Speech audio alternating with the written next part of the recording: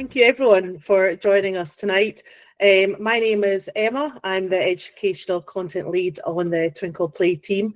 Overall, Twinkl's got a wide range of resources to provide inspiration, but Twinkl Play is relatively new and it has a specialised team working specifically on supporting play experiences for children ages 4 to 12. This image shows our landing page. So if you do an internet search for Twinkl Play, then hopefully this is what you'll find. And we've added a QR code there on the slide. So if you scan it with your phone or your tablet on the camera, it'll take you straight to our website. But don't go there yet. Hang fire, stay with us. I started my love of working in education as a teaching assistant and a holiday club leader. I'm now a classroom teacher and have been teaching now for 20 years, and I do this alongside Twinkl. I live and work in the northeast of Scotland.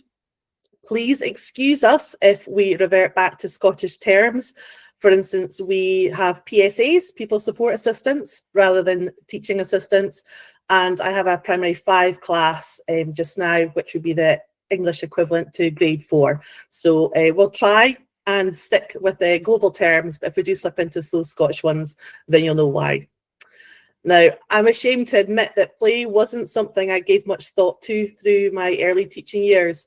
As a mum of 2, of course, I knew how vital play is for babies, but especially with older children in my classroom, I definitely viewed play as something that they might get to if they finished their work. It was an extra, it was a reward. There's a much greater understanding of the value of play now, and the United Nations Rights of the Child has outlined the right of play for all children up to the ages of 18. So you'll be coming with your own experiences of play and a wealth of knowledge of your role, but regardless, I hope there's something that you can take away from this workshop and put into action, or it sparks an idea of your own.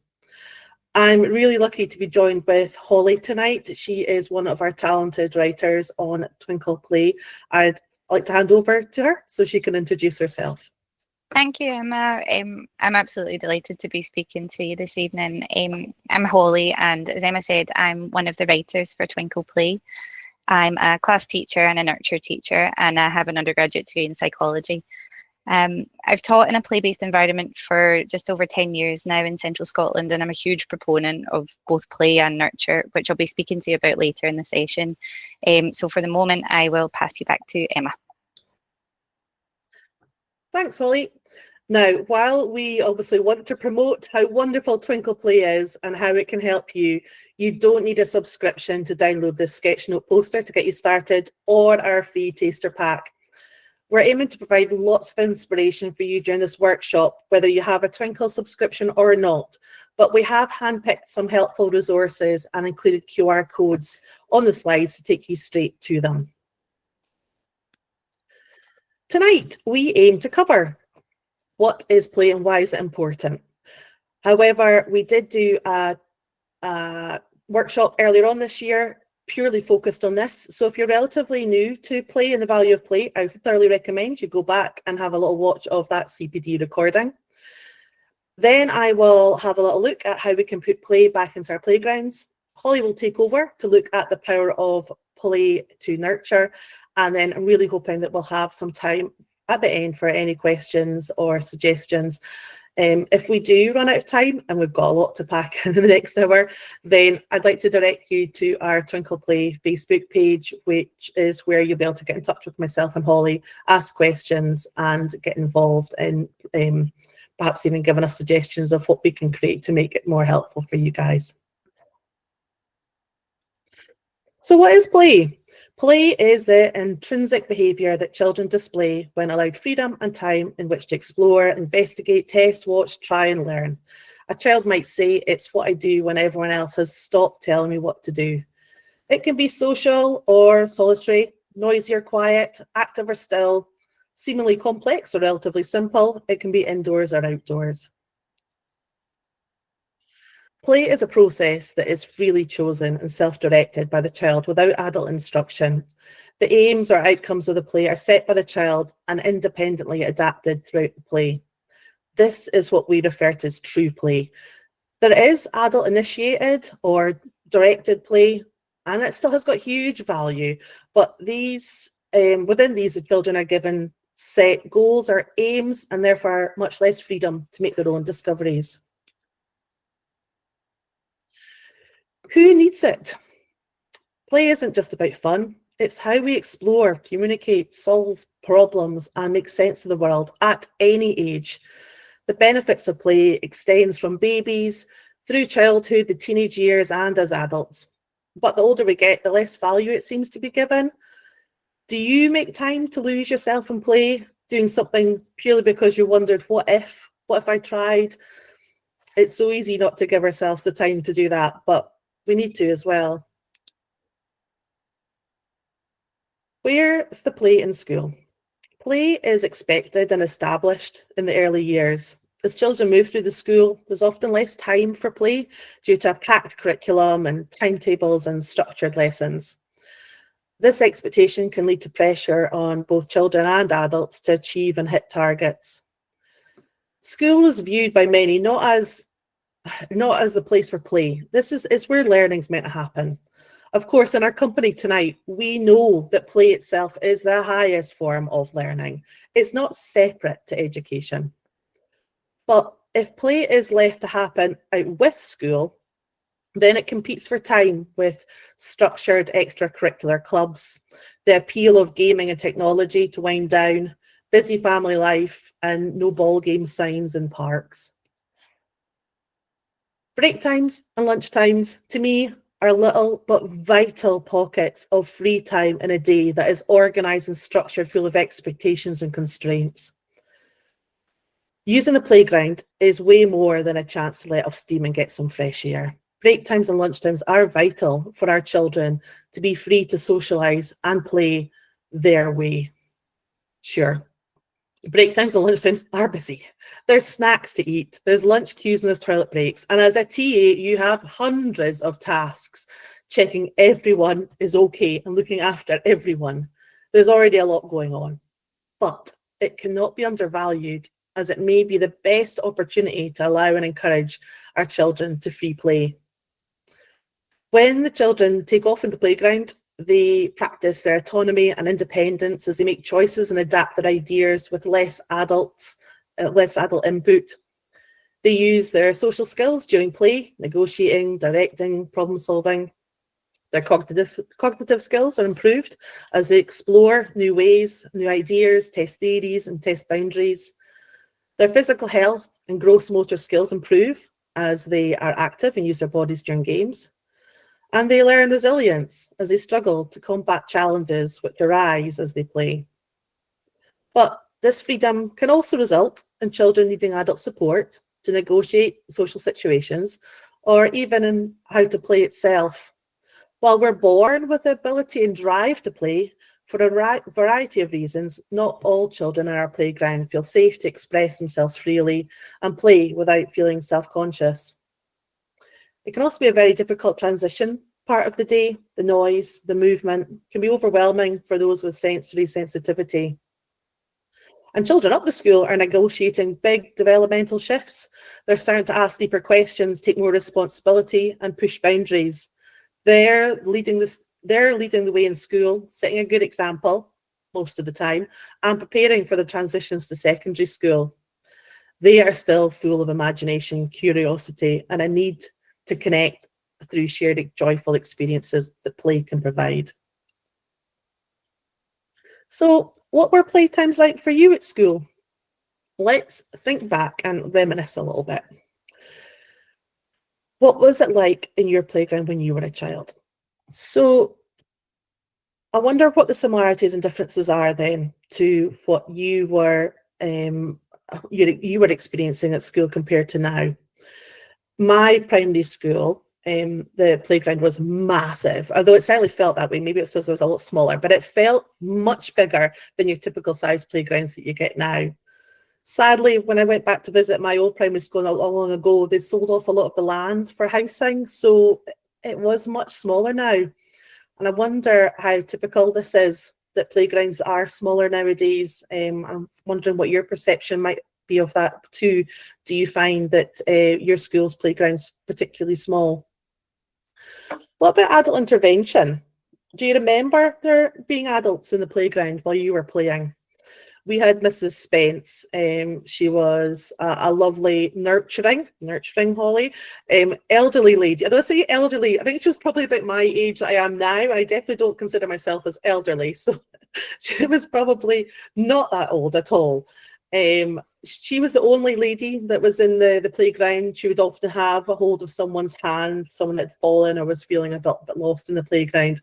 A lovely lady, but she was the only one that was there. So if you needed help, you had to go and find Mrs. Spence. If she wasn't around, she was maybe off ill, your only alternative for me was to go and find the janitor, and he was definitely not as sympathetic about a grazed knee, etc. So there really wasn't the same level of adult intervention, I think, in my primary school days as there is now in the school that I work in. What about the resources? What did you play with? Now, in my primary school, when I was little, the school didn't provide any toys or resources. It was definitely up to us to use our imagination. We had a lovely trees, mature trees in our playground. I don't remember climbing on them, but we did a lot of imaginative play and role play around these trees. But we brought in toys from home. I don't know if you remember Skip-Its. They seem to be coming back into craze. It was like a little hook that you put around your ankle, one ankle, and it had like a cable and a plastic ball on the end, and you would jump, sort of spin it around and jump it. That seems to be coming back in now. But I would bring in my own things like that. Marbles, I loved marble season. I would bring them in. There was always some sort of trading card going on. For me, in my era, it was the Tazos that we were trading. But I'd bring in yo-yos, balls. And this definitely doesn't happen now in my school that I work in. It's actively discouraged, a risk of items being lost, damaged, or stolen, which strikes me as really rather sad. Is it the same case with where you are now? In my experience, more children need to be shown how to play together than before. So it makes me question, are they as resilient, and do they collaborate in the same way that seemed to be so natural for us when we were playing as youngsters? They seem to be lacking the experience to negotiate or compromise, and will seek help from adults in the playground maybe more quickly when confronted with a challenge. And I do wonder if playing video games with the ability just to start over again when things are not going to plan, or if you're losing, maybe is added to this, but that's a by-the-by thought that I just wondered myself. And then what about risk? Are we a bit more risk adverse just nowadays? It seemed when I was younger that we're freer to climb trees, play ball games. There didn't seem to be so many rules in the playground. Now there's a focus on keeping safe and minimising risk. I wonder how much of our playground experiences as children we can channel to bring back more play into the playgrounds. I don't think that we need new futuristic ideas to engage our children. We just need to go back, maybe the games that we enjoyed playing, the traditional games, and then find that the children enjoy them perhaps just as much as we did, particularly if we share our stories or an enthusiasm of it too. One of the things I always do at this time of the year is take in my bag of marbles, my prized bag of marbles that I used to play with at primary school, and teach my children how to play marbles. And they absolutely love it. We have a tournament. Whoever gets to the end of the tournament has got to try and beat me, and of course I give them the glory of getting to beat me. And then there's a little bit of rebellion goes on, and they start sneaking marbles into school, and I claim I don't know anything about it, but of course they're not really meant to bring in marbles. But I would just go with it. Thank you for sharing so much of your thoughts and memories about your playtimes as well.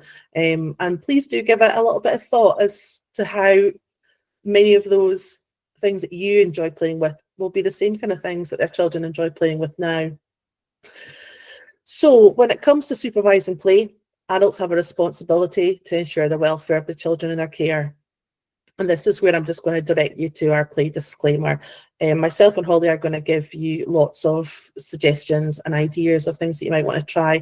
But of course, you have to do the risk assessments required to make sure that you are keeping everyone safe and it's safe for your children.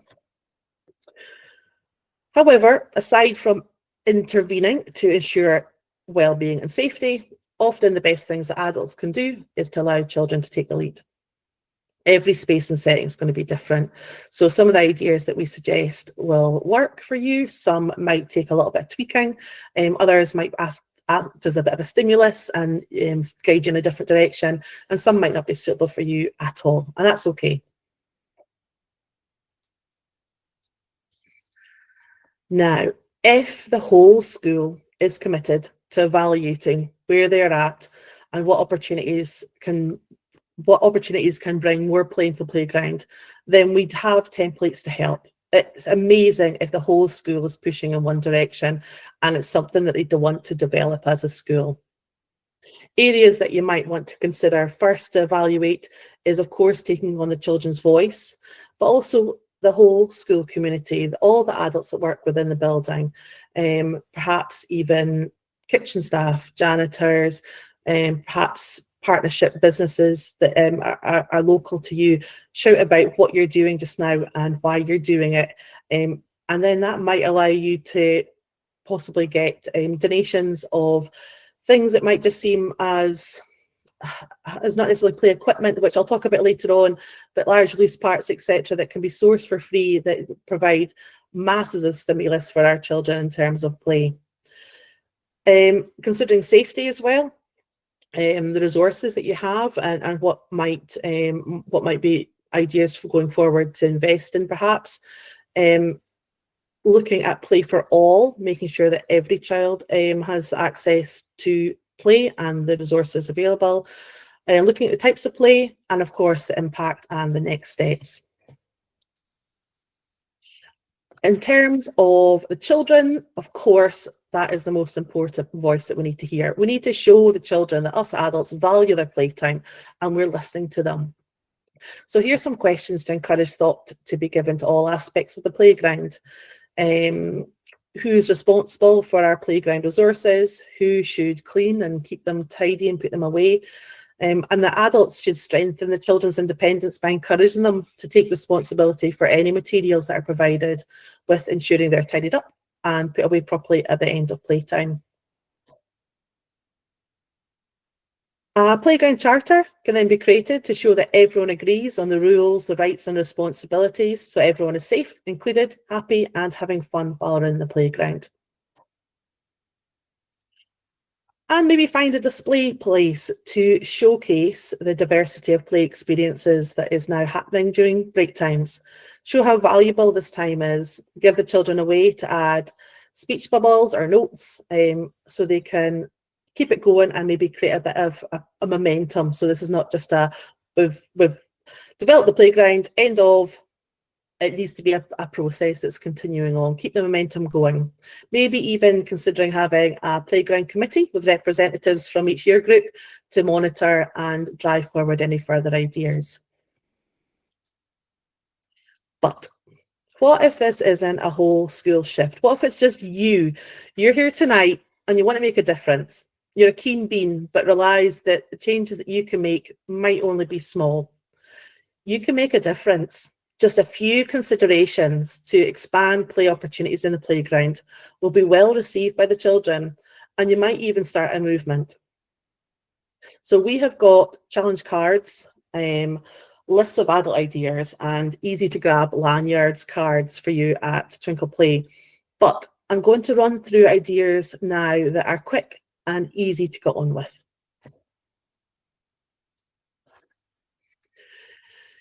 Even for very simple additions to the playground space, I would suggest that you consider what expectations, routines and rules are needed and ask the children for their ideas.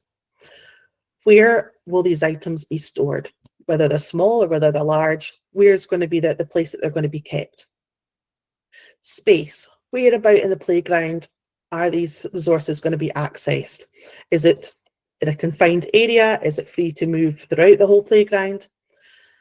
Tidy up to routines. There's no way that we need more of our TA time taken up with tidying up. This has to be routines established so that the children are taking responsibility for their equipment. And you might want to consider extra hands, whether that's perhaps older children coming down to help with the younger ones, role modelling to them how to put the resources away, how to hand them out, etc. It definitely shouldn't be another task for you. So I'm going to ask you to think about what is going on in the playground as zones. Now, not probably any of us in this call tonight is going to have a playground as big as to accommodate all these zones as an option every day. But it might be helpful to consider these so that you have a good range of options to suit different interest levels. So zones would be themed play areas, providing a variety of materials and props to fuel imagination. And these could be switched up regularly as interests and the seasons changed. There's no need to necessarily make physical barriers or boundaries between these zones. In fact, you can stunt play if and where possible, allow for movement of resources to go between these areas. But you might find that marker cones or chalk lines help to define spaces if needed. And I'm going to go through each of these zones and give you some ideas of quick, easy things that you could perhaps implement in your playgrounds this week, just to get started. So let's go back to thinking about traditional games, team games, stuck in the mud, hopscotch. Go back and think of the games that you started, that you enjoyed playing with. Make a list of them, or you can download our list. We've got a list there of traditional playground games, and we've also got some ball games as well. Although not necessarily all of our games will be suitable. I remember British Bulldog was a particular favourite in my playground, and it was banned. It was particularly violent. It might be one that you maybe don't want to recreate, but there's a lot, I'm sure, that you can remember from your childhood or download our list. Football within our playground has the ultimate status, but introducing some new ball games, if allowed, might be a really good option to give a bit more increased diversity of games for other children to access to. And then what about playing with natural elements? This gives a great opportunity for sensory play. It'd be amazing if you had a sand pit or water play, but water play could simply be a water pail with water in it, but with some paintbrushes used for making transient art. You could be painting water pictures using these buckets, or watering cans, for instance, for watering the plants. I've picked out some challenge cards here that involve very simply sticks or stones. And even in a concrete playground, perhaps you might want to consider a day where you ask everyone to bring in a pebble from their weekend, or cones, etc., and start to gather some natural resources into a crate so that you can have this natural play going on with those natural elements. A simple stick that you've wound some yarn around will have children desperate to try out your wand and wanting to create their own. Or having blank nature scavenger hunt sheets for children to make their own for their peers. Old kitchen trays and pots for creating mud pies, and showing children how to make daisy chains are all really simple examples of playing with the natural elements.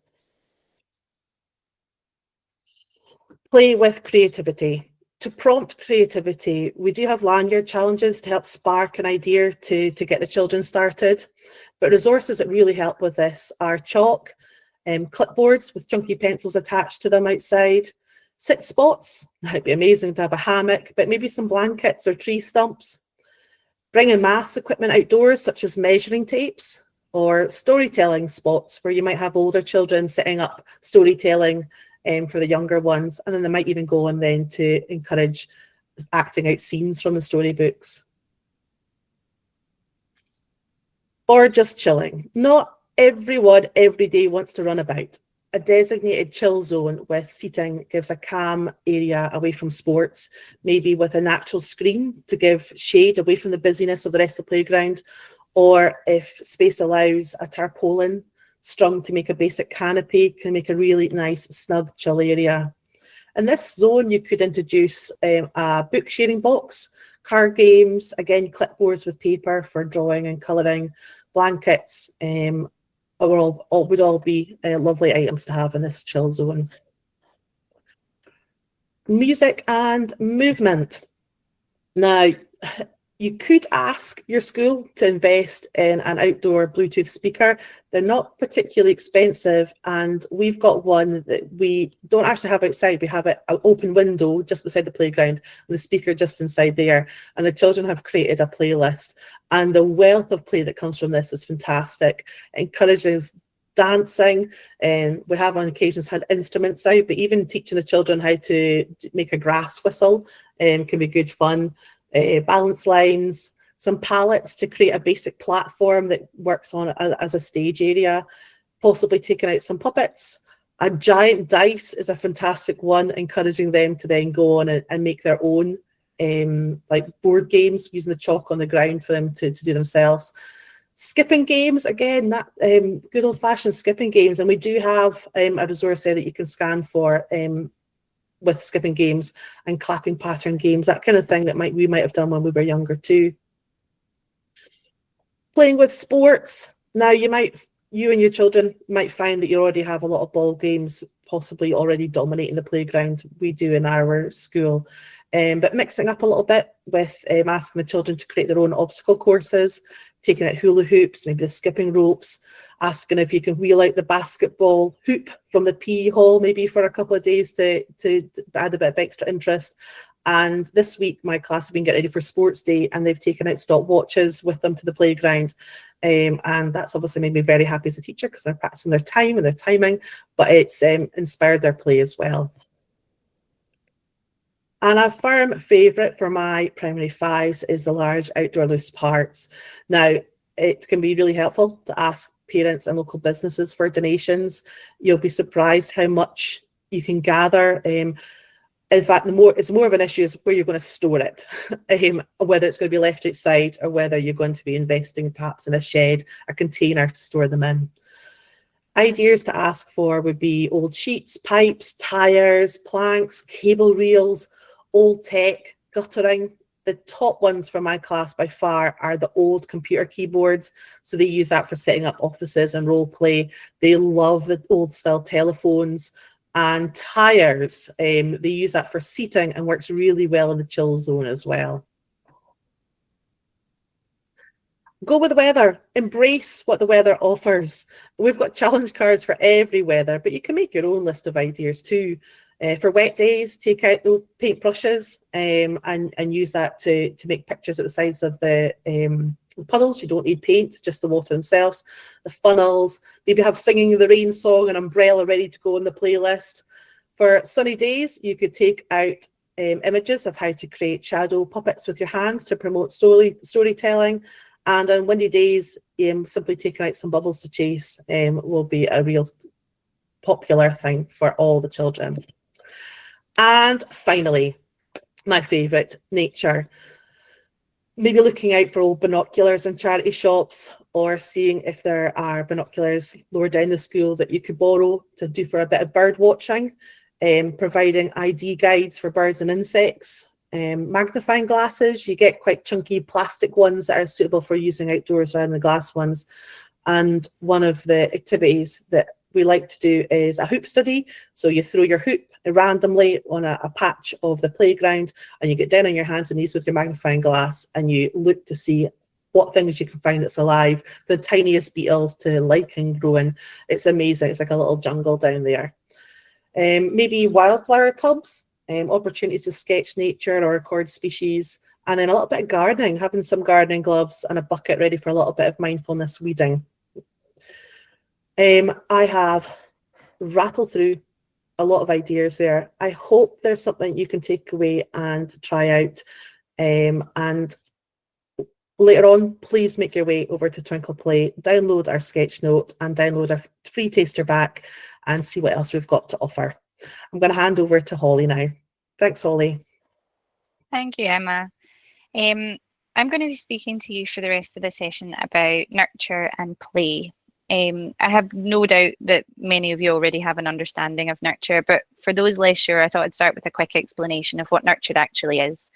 Nurture is an approach to the way we interact with children, and it supports their social, emotional, and mental health. The sort of psychological basis behind nurture is an attachment theory. It was first described by John Bowlby and later Mary Ainsworth in the 1960s, 1970s. And attachment theory explores the emotional bond between children and their caregivers, particularly in the early years. A nurturing approach to interacting with children aims to address any of those attachment-related needs that might be unmet in young children. And the key aim of nurture is to create experiences and interactions which allow children to develop their well-being, their social and emotional skills, their self-confidence, and their resilience through positive, respectful, and understanding relationships with adults. Now, the trouble with nurture is that the use of the word nurture can be a little misleading because of its use in the general lexicon. So, a nurturing person or to nurture a child. But nurture as an approach to education was first introduced by Marjorie Boxall in 1969. She was an educator and an educational psychologist in the 1960s who saw that the emotional, behavioural, social difficulties faced by so many children, as well as the traditional model of education at the time and its inability to support these children in the way that they needed. Nurturing interventions as a strategy to support children were initially developed with the goal of supporting only those children with the most complex social and emotional needs. But over time, as nurturing interventions have become more widely applied and their benefits have become evident, it's now recognised that for all children, nurture is capable of promoting safety, development, language, relationships, inclusivity, and a nurturing approach really has incredible capabilities in so many areas.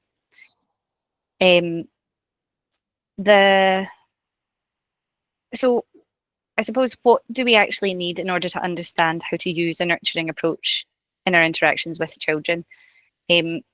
Firstly, if we go back to Eva Holmes and Eve Boyd in 1999, they set out 6 principles of nurture, and these describe the most important aspects of nurture. They are, number 1 is that children's learning is understood developmentally. So this means that we look at a child's abilities and progress through a developmental lens according to the stage they're at, rather than imposing our idea of what they should be capable of learning at their kind of chronological age. Number 2 is that the classroom offers a safe base. And this means that we ensure that their learning space, and as we know, it's not necessarily a classroom, it can be a number of different areas, is a place where they consistently feel safe. Number 3 is that the importance of nurture for the development of well-being. So this means that we understand the importance of the relationships we build with children and the nature of those relationships being positive, warm, and respectful. Children need to feel valued and accepted and understood in order to have good social and emotional well-being. Number 4 is that language is a vital means of communication.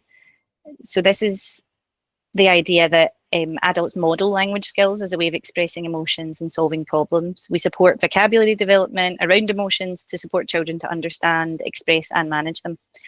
Number 5 is that all behaviour is communication.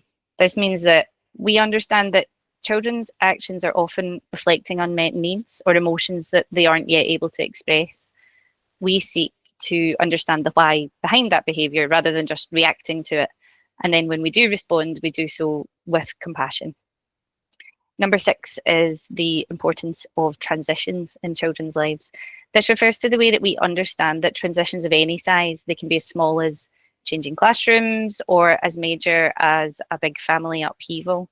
They can be stressful for children, and our role there is to support all types of transitions, to provide predictability and preparation to help reduce that anxiety around change. And I must apologise because I'm aware that that was a huge amount of information in a very short space of time. So I've included a QR code to one of our nurture sketch notes here, which I wrote to support professionals like yourselves to understand how to implement the nurturing principles. That brings us to the integration of nurture and play, which are my 2 favourite subjects. So play is an incredibly powerful tool when trying to develop a nurturing approach. No doubt you'll have heard the Montessori quote that play is the work of the child. Play is their life, it's their language, it's how they relate to one another, it's how they develop and learn. It's the way that children connect with other children, and it provides the perfect opportunity for us as adults to connect with them and support that growth. Most importantly, it's developmentally appropriate. So this takes us back to that first nurturing principle that learning is understood developmentally. It is impossible for us to force a child to play in a way that they're not developmentally prepared for. Play also gives us a window into children's development and their skills and their emotional well-being. And it's through play that children develop new language, they express their emotions, they establish relationships. There's actually another QR code here which will take you directly to another sketch note, which takes a more in-depth look at the role of play in nurture, if you would like to find out any more about that. So where can nurture happen in schools? This is one of the discussions I have most frequently with other professionals about nurture. Where can it happen? And the answer is absolutely anywhere. There is a misconception that nurture happens in a small nurture room in groups of 4 to 5 children, and it's delivered only during certain times by specifically trained people. But that's absolutely not the case. Anywhere, and you as TAs will know this better than anybody, anywhere you're interacting with a child is an ideal place and time for a nurturing approach. You and your relationships and your interactions with the child are the key resource here. It's not the room, it's not the group, it's not the stuff, it's you as a person and your relationship and your approach to interacting with that child. You know, you could be providing a space for big emotions, and there are big emotions, as we all know, to be expressed maybe outdoors. You could be playing alongside them in the classroom to develop that positive relationship, or you could be supporting them to locate developmentally appropriate toys from somewhere within the school. The key thing to remember is that it's not where you interact with them, but how. So what is the adult role? What is our role in nurture? As the adult implementing a nurturing approach, your role is everything I've listed here. It's listening to all verbal communication, it's observing behaviours, it's remembering that key point about developmental age and not chronological age. It's making children feel safe, and as TAs you'll know better than most the impact that a trusting relationship with a child can have, the change that that can make. Supporting and preparing for transitions, validating emotions, prioritising well-being over progress, which is often a contentious issue, and narrating play as well as you're playing alongside them. I'm aware that I've been speaking relentlessly, and I'm interested to hear what your thoughts are. You know, now that we've kind of discussed what a nurturing relationship is and what that looks like in school, and I'm always curious to find out if it's bringing to mind any particular relationships that you had with adults at school that now reflecting on them you would consider nurturing. So I know for me, when I think of nurturing relationships and as an adult, what I've learned about nurture as an intervention and as an approach for all children, there are absolutely particular teachers that come to mind. There are people that I reflect on and I think, yes, they were meaningful and they mattered and they respected me and they made me feel safe. And, you know, it's a warm fuzzy feeling, for want of a better word, and when you reflect on these people, and these are the important people in your life. But I do wonder if you would share any words that come to mind. How did it make you feel when you interacted with those adults, when you spoke to them, when you told them your stories, when you fell and scraped your knee, when you were having a bad day? What word comes to mind? What did it make you feel when you were interacting with that adult? Well, it very much makes me think of a teacher that I had for 3 years at primary school, Mr. Smith. And I would tell him, I would trust him with anything. I knew he was a safe place to go to. I told him things that I didn't even feel comfortable telling my mum. And it was purely because of that safe space that he'd given me for several years. So it was a very, very valued teacher in my life that probably had a big impact into the route that I've gone with my career as well. Absolutely. Thanks, Emma. Yeah, I think one of the things when I speak to people about this that keeps coming back to the surface is that these people are memorable. You may forget other adults that you interacted with. They may, not that they were, you know, not that they don't have meaning, but the relationships are what you remember, not the stuff, not the activities, the experience of interacting with that person. I can see a few people have popped in a few comments, things about warming. I love that word. Valued, safe, listened to, calm, recognized. I love that. I'm going to use that. Hope you don't mind if I pinch it. Recognized, absolutely. There's a few things that I added to my slide that are echoing the things that you're saying there as well. Words like safe, empowered, respected, free to be creative wasn't something that was always necessarily encouraged. You were encouraged to be academic, but not necessarily creative. Motivated to learn, valued. I noticed somebody mentioned valued as well, willing to explore, free from judgment, unhurried. I love that, unhurried. Never hurried to achieve things. Cared for, obviously, particularly as TAs, you'll know what that means to a child to feel cared for, and emotionally secure. And emotions is obviously an enormous part of nurture as a subject. I suspect that we would all agree that looking through that list from a child's perspective, nurturing relationships with adults in school could be simply transformative for a child's experience of school life.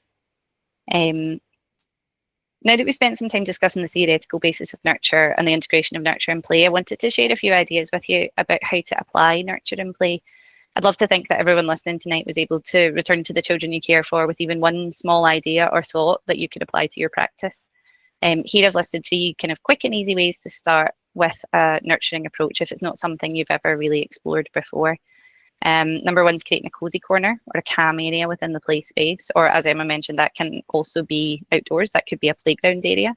This could be done in collaboration with a class teacher inside the classroom, or in a communal area that children are free to access, or in a room that an individual has access to, a space which prioritises comfort and calm is essential within an otherwise very busy play space. It reminds us of the principle that the classroom, or the learning space as we know it, offers a safe base. The second idea there was to introduce a source of adjustable lighting. I can't describe to you the difference something as simple as a lamp or a string of fairy lights can make to the way that a child experiences a space.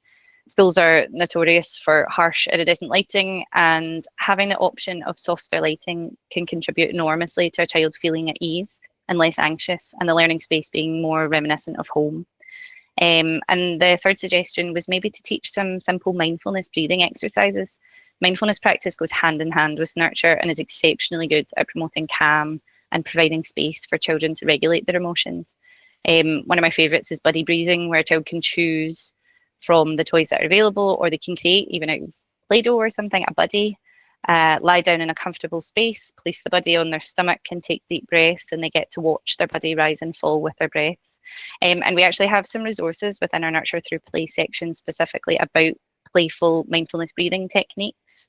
And if you follow the QR code, you'll be able to see those in the Nurture Through Play section. And you'll also be able to see a resource that I wrote which provides 10 simple ideas for getting started with nurture in a play-based environment if you'd like some more of these kind of quick, easy to apply ideas. I'm aware there also may be people joining us tonight who have already successfully implemented a nurturing approach to interactions with children and are looking for a way of developing that. So here I've listed 3 ideas for developing your practice in nurture once you've kind of established that nurturing approach with children. The first one there is to collect some toys which are appropriate for different developmental stages and make them available for all children in the play space. This reflects that principle that learning is understood developmentally. The toys and resources available within a play space may not always suit the developmental stage of every child, even if they're suitable for their chronological age. So trying to collect a small selection of toys, which may be traditionally considered too young for the age of the children, is a great idea, ensuring there's no judgment around what toys are played with, and it'll encourage the children to play in a way that's developmentally appropriate for them. The second idea there is to become, we call it an active participant in play, but just join them. Observe, model, scaffold. One of the most effective ways of developing a secure, trusting and positive relationship with a child is to play with them. Start out by observing their free play, work towards joining in without directing or without dominating the play or expecting anything out of it, other than to develop a relationship with them by playing alongside them. I assure you, you'll get to see aspects of the child's personality and skills that you weren't able to see before. And the third one there is to explore different ways of celebrating children's successes, big or small. Again, this relates back to how important nurture is for the development of well-being. Children need to feel safe and respected and valued to be able to develop good social and emotional well-being. One caveat here is that for some children with more complex needs, praise can at times feel uncomfortable for them. So being mindful of the individual and praising in less direct ways can be an important thing to consider there. Again, there's another wee QR code there that will take you to a resource which has 10 ideas for developing your nurturing practice if you feel that you've already taken the first steps down that path. Big emotions. I have no doubt that this is something that everyone listening tonight has to navigate at one time or another with the children that you care for. Emotional regulation is a key skill for all children. And in order for them to learn self-regulation, children benefit first from support to co-regulate. Through play and a nurturing approach, we can support emotionally regulating experiences at exactly the moment when they're most required. For different emotions, children might need different types of play experiences. For example, they might need calming experiences or energy boosting experiences, opportunities to express their emotions, opportunities to connect with others, or mindfulness experiences. At Twinkl Play, we have a wealth of resources to support children to regulate their emotions, and you'll find loads of ideas in our nurture section under these headings I mentioned, like calming, energy boosting, emotional expression, social connection, mindfulness, depending on what those big emotions are that are happening at that particular moment on that particular day. I've added a few ideas here. Playful emotional regulation is much easier than it sounds. If they're frustrated, let them blow bubbles. Children can explore creating the longest stream of bubbles they can, or the largest bubble they can possibly make.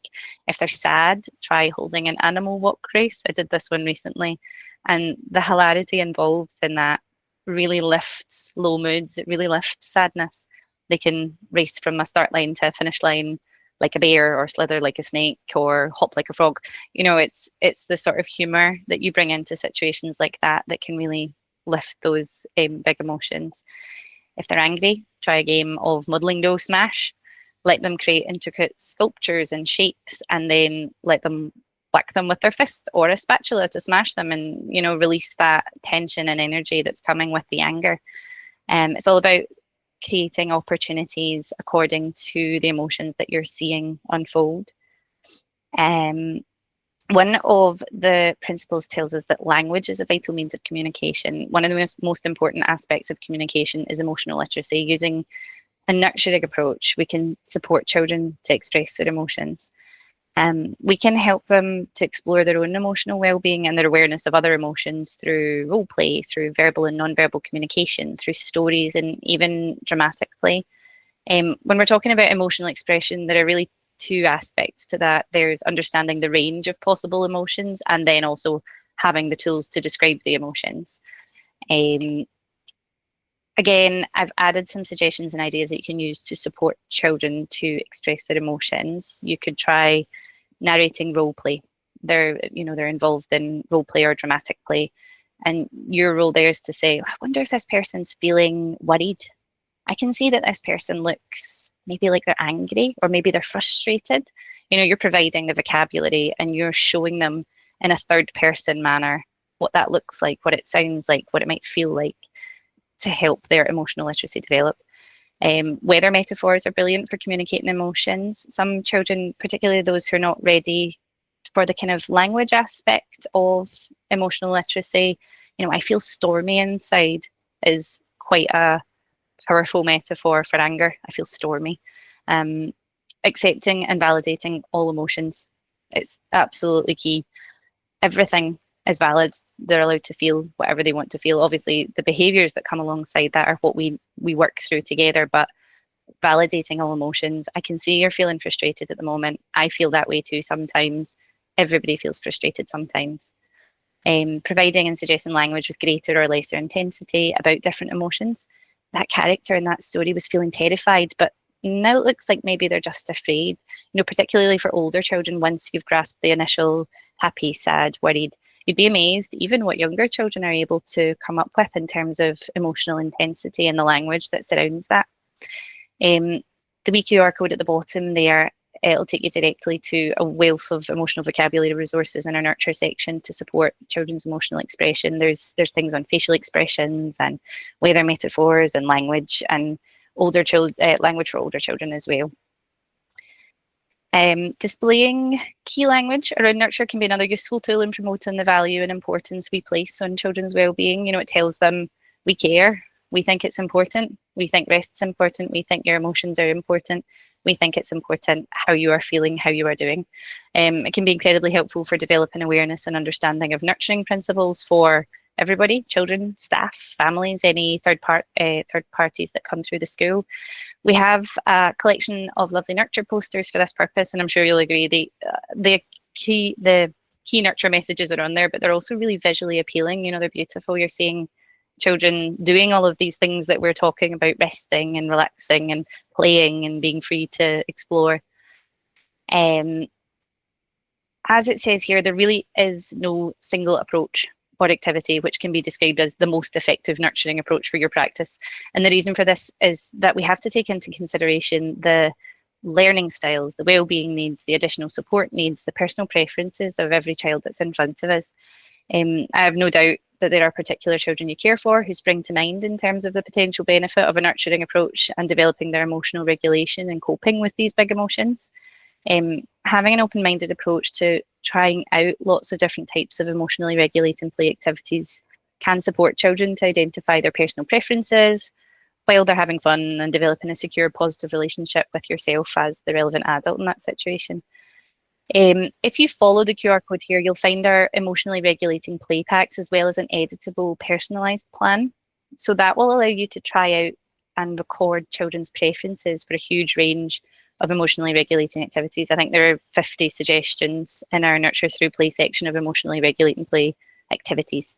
But this personalised plan is a document which will then let you record exactly which activities are the most effective for every individual when they need it most, you know, in that moment when the big emotions are arising. What is it of all of the activities that they previously tried that would work best right now, you know, when it comes to, not crisis point, but when it comes to the important time, you can refer back to this editable plan and find out in previous experiences they loved blowing bubbles, they loved buddy breathing, they loved this, that, and the next thing.